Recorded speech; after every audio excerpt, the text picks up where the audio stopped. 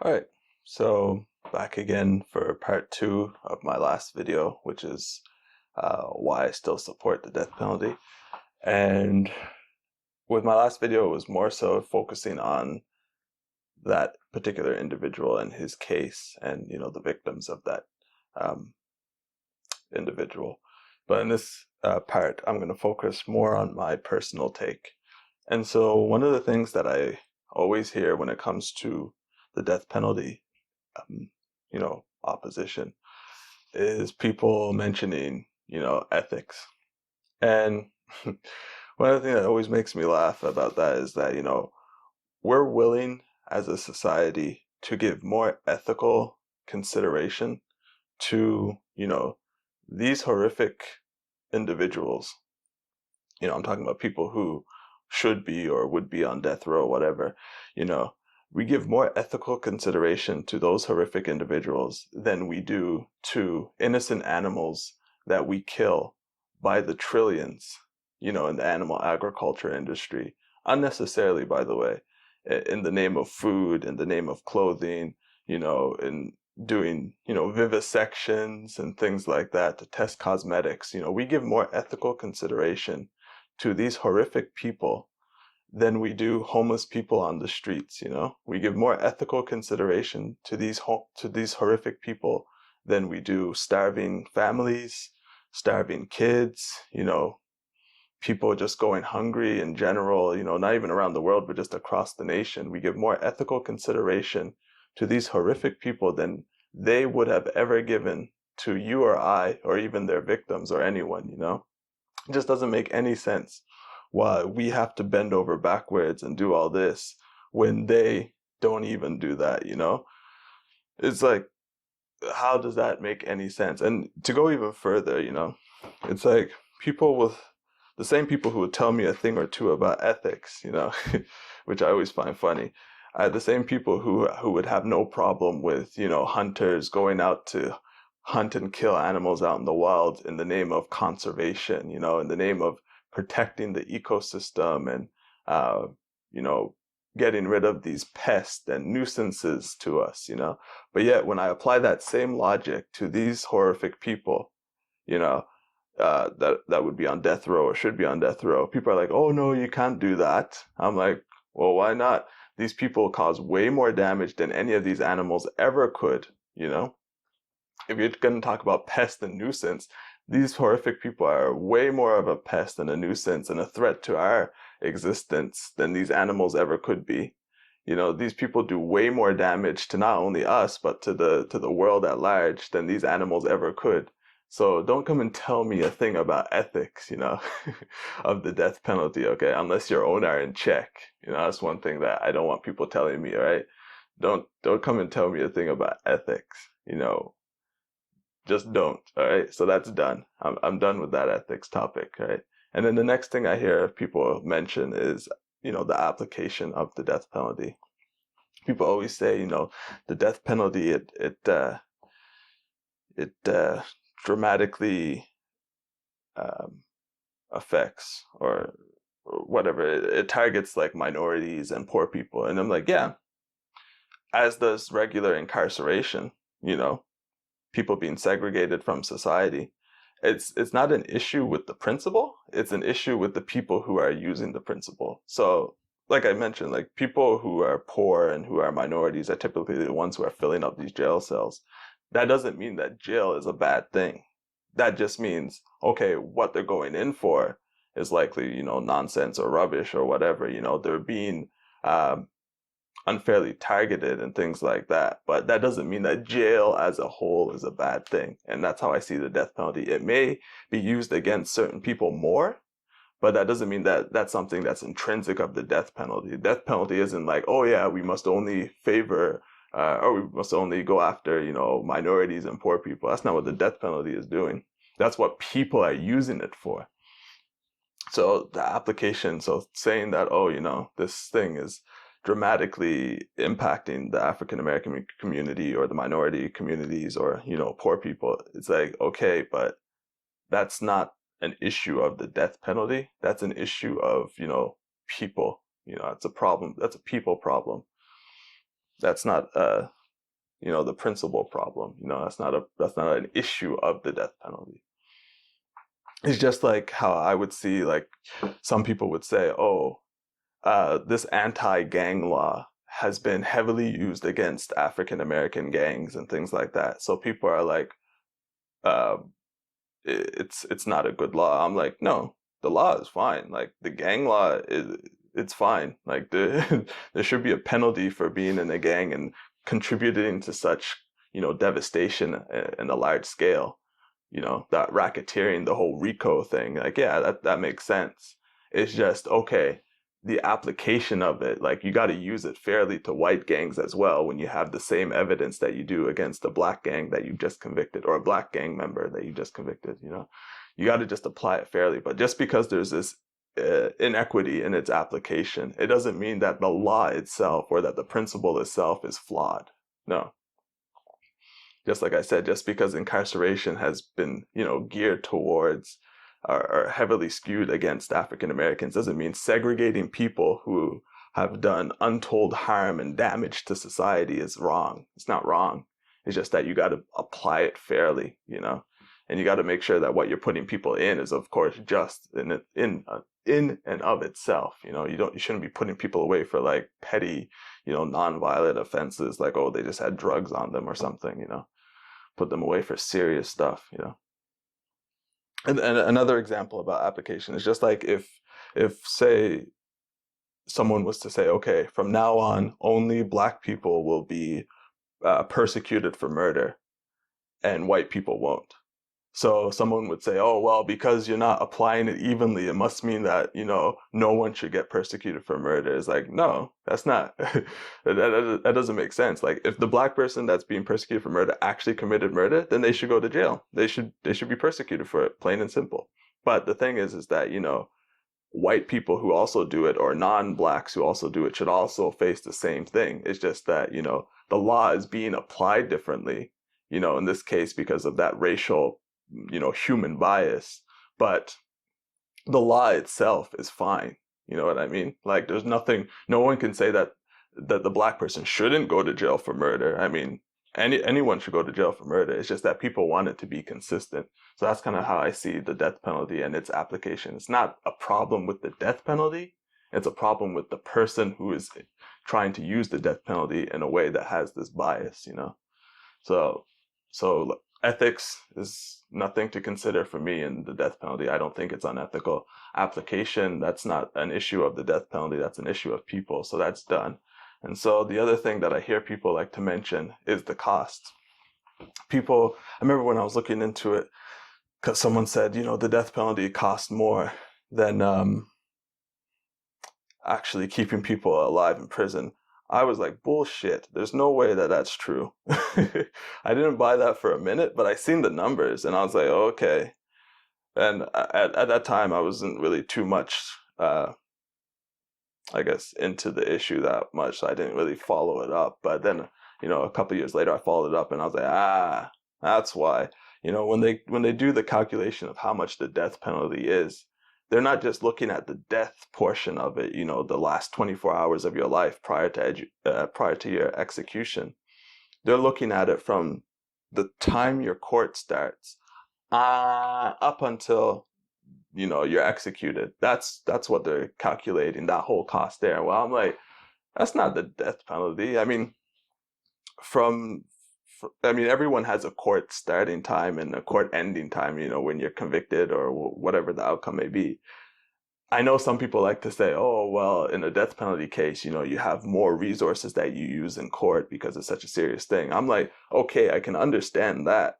But I would imagine that the same amount of resources would be used in a case where you're going to prison for the rest of your life, not death penalty, but you're going to prison for the rest of your life with no parole, or with maybe the chance of parole, but it's like, so to me, it's like that court portion is negligible, like the same amount of resources should be used, because at the end of the day, you're taking away my freedom indefinitely, or for the foreseeable future, until I die. in either way, whether it's I'm on death row, I'm going to be on death row, whether it's, it's life without parole, whether it's life with the chance of parole, like either way, you're taking away my life essentially, so I would imagine that the resources being used should be the same, so for me, I'm neglecting that. And so then what you have left is from the time of conviction up until the last 24 hours of your life, which is essentially your life in prison, So that's the same time that you would have been spending, whether you were in for life with parole or with the chance of parole, or life without parole. So that, that's the same, like they're all the same, the trial, the time that you're waiting until you're executed, it's the same stuff, or to me, it would be the same stuff as if you were in life in prison without parole, or life in prison with parole. So I negate all that. I want to know what's the cost of those drugs that are used to kill you, That's what I want to know. That's the cost of the death penalty. Not the whole trial and, the waiting until you get brought into the execution room. No, what's the cost of the drugs or the methods used? What's the cost to set everything up and get everyone to, I guess, witness your death or whatever? What's the cost of that? That's the cost of the death penalty. But people inflate it to incorporate all these other things that's not a part of the death penalty, So that's why the costs are so much inflated. That, and probably because they're doing the stupid last meal thing, which I think they've stopped now. But, that's another thing. To kind of go back, I guess, into ethics, we're willing to give these people the last meal, their last meal request. And yet we're not willing to shell out money to help homeless people and give them their first meal. We're not willing to make things more affordable, more accessible to people starving, people going hungry, people struggling, but we're willing to do all this extra stuff to these people who we know are going to be dead within 24 hours. That's why we're giving them the last meal. Like, it's ridiculous. Absolutely ridiculous. And that's what pisses me off, We give more ethical consideration to these people who don't deserve it than we ever would to innocent beings. It just doesn't make any sense to me. And so, yeah. So I'm going to go back to the cost aspect of things here. And one of the things that I was able to find through doing some research was that in Canada, the cost to keep, these high-level offenders, so murderers, rapists, armed robbers, arsonists, the whole nine, in prison, is roughly $114,000 a year. Okay, so when they get convicted of like life sentences, they're going to be taking on the public's dime $114,000 a year. And this was numbers that were taken from a couple years ago. So let's add inflation to that and say it's $120,000 every year.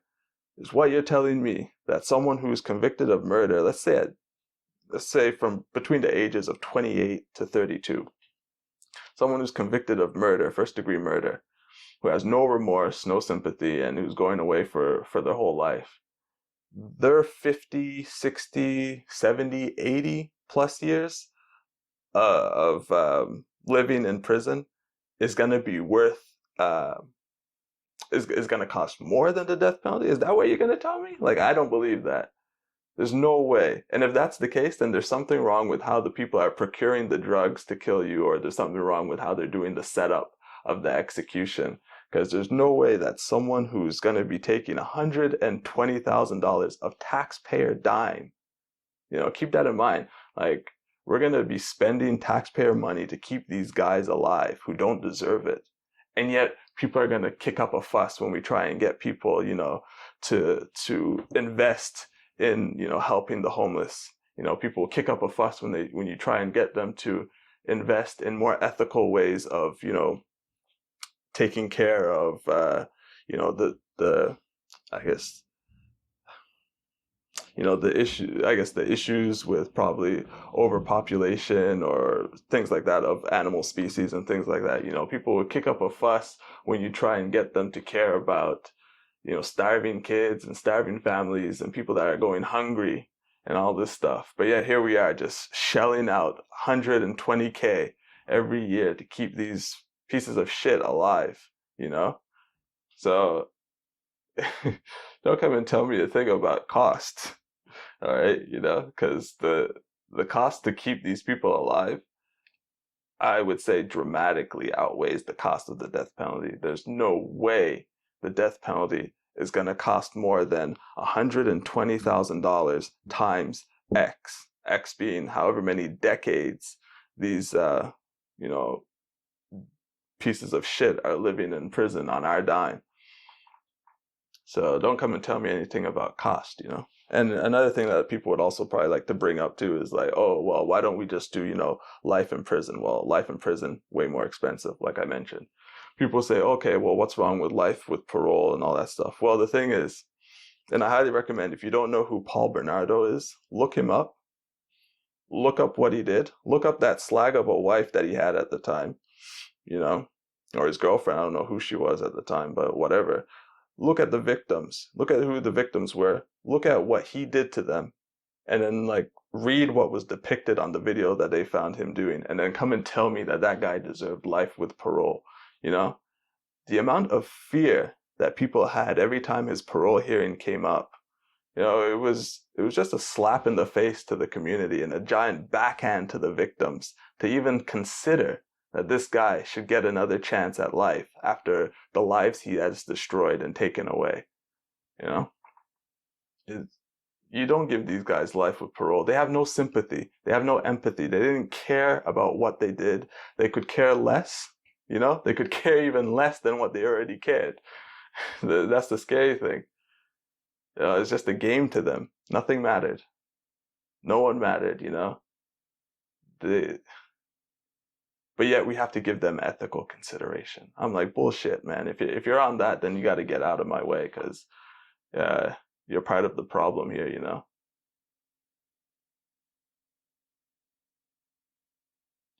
You don't help these guys. These guys only get worse. Unless you're going to lobotomize them, which again, unethical. So then there's nothing that you can do to fix these people unless you dope them up out of their mind. But then what happens when they stop taking the drugs? Oh, look at that. The crimes have now spiked again. So yeah, you stop playing around with this parole that we know that they'll never get. But in doing so, in having this parole, you just keep causing panic and fear, and it's just it's a real, it's a torture type of game that, the Canadian politicians, or Canadian, I guess not politicians, but judicial system likes to play. And then one guy who I appreciate him mentioning this, and because I've always thought the same, but no one listens to me. But when he says it, then I'm sure people listen. But I forget who it was. I think it was a professor. He mentioned that having time pass by and giving someone parole, like Canada does, they give people parole. Everyone gets a chance at parole. But having all that time pass by before getting your parole, it dramatically benefits, the perpetrator, because people forget, people are trying to move on, people die and things like that. So you don't have that same fresh impact, or that same I guess group of people to come into the parole hearing like you did when it first happened at court, to come in and give that impact statement, and just as, things are too, as time goes on, you become more desensitized to things as well, So it's like everything benefits the perpetrator, and it dramatically hinders or hurts the victims and, the people that were involved. It doesn't favor them. So we keep doing all this stuff to benefit these people who don't deserve any benefit at all. And it's it's a horrific thing to put everyone through. Not just the victims, not just the victims' families or friends, but the community.